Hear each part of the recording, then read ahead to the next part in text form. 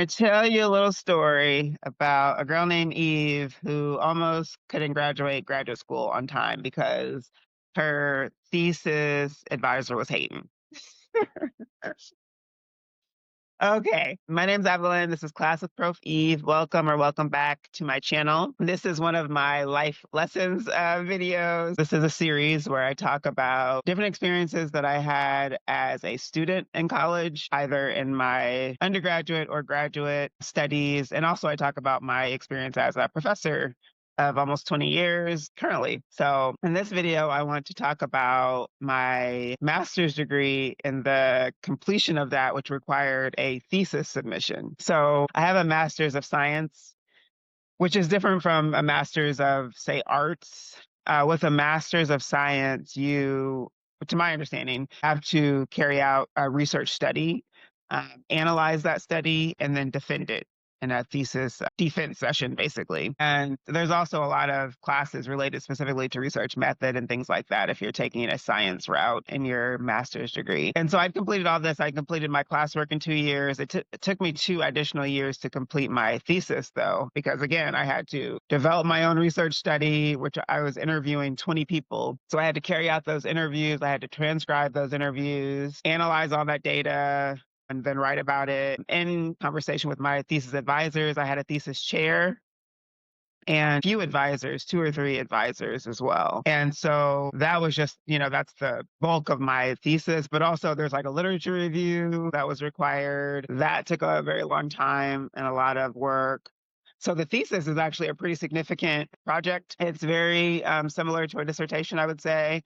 There may be more things required of a dissertation and they may be a little bit longer, but I'm very sure that there are similarities between a master's thesis and a PhD dissertation in the way that I explained as far as like what you have to do to complete it. So I finished all of that. I finally finished my thesis. Mind you, this was again 2 additional years after I'd finished classes for the program. So I had to go and print my thesis and give it to my thesis chair. And this had to be submitted at a certain day and time in order for me to graduate in May. And I had to print it myself. This was like 130 something page thesis. I have it somewhere. I still look at it every once in a while. I'm like, oh my gosh. But it's like 130 something pages. I'm a college student, I was in grad school. I don't even think I had a printer at home. I'm sure I didn't have a printer at home at the time. Even if I did, I wouldn't have been printing 130 pages from that printer. I don't think I had a car. I was in college. So it was difficult for me to even find a place to print everything. I think I did end up going to like FedEx or something. It was someplace on campus that I walked to, and it was like an issue printing it, and I had to print it a few different times. I remember to get everything in the way that it was supposed to be. So I ended up missing the time. The day was right, but I was maybe an hour or two late with depositing the printed thesis to my thesis chair. And because of that, she said that I couldn't graduate in May because it wasn't submitted on time. And I was like, what? I've gone through all of this, 4 years of graduate school, 2 years just writing this thesis. And because I had a hard time printing all of it and getting it into your mailbox or wherever I submitted it by a certain time, you're going to restrict my ability to actually graduate that semester. I was outraged. I was livid. It was completely ridiculous. I still think it was completely ridiculous and petty and very hurtful also. This was a Black woman, older Black woman that I really admired. Obviously she was my thesis chair and we choose these people. I really admired her and learned so much from her. She was extremely helpful in helping me develop my ideas for my thesis. It was unique in content. I was writing about Black hairstyles. At that time, no one was writing stuff like that, especially academically to the extent that I was. And so it was very hurtful for her to be that petty.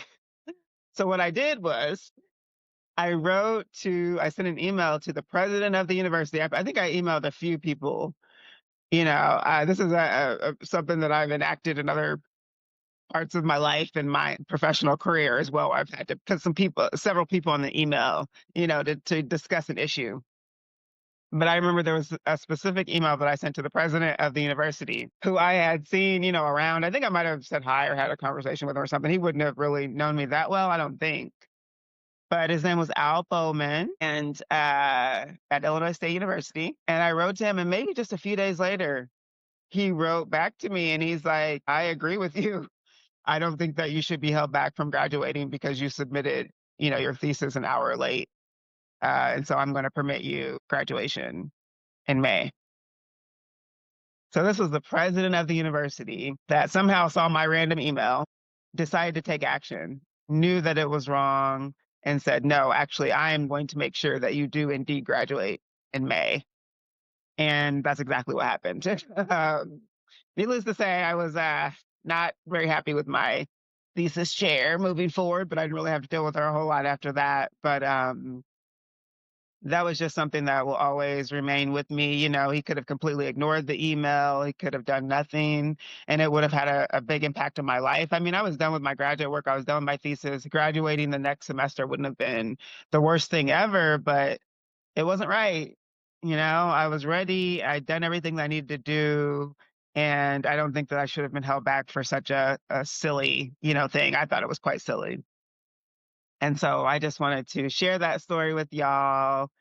And shout out to Al Bowman, wherever you are out there. I am so grateful and I really appreciate what you did for me. So thank you for watching. I will see y'all next time. Peace.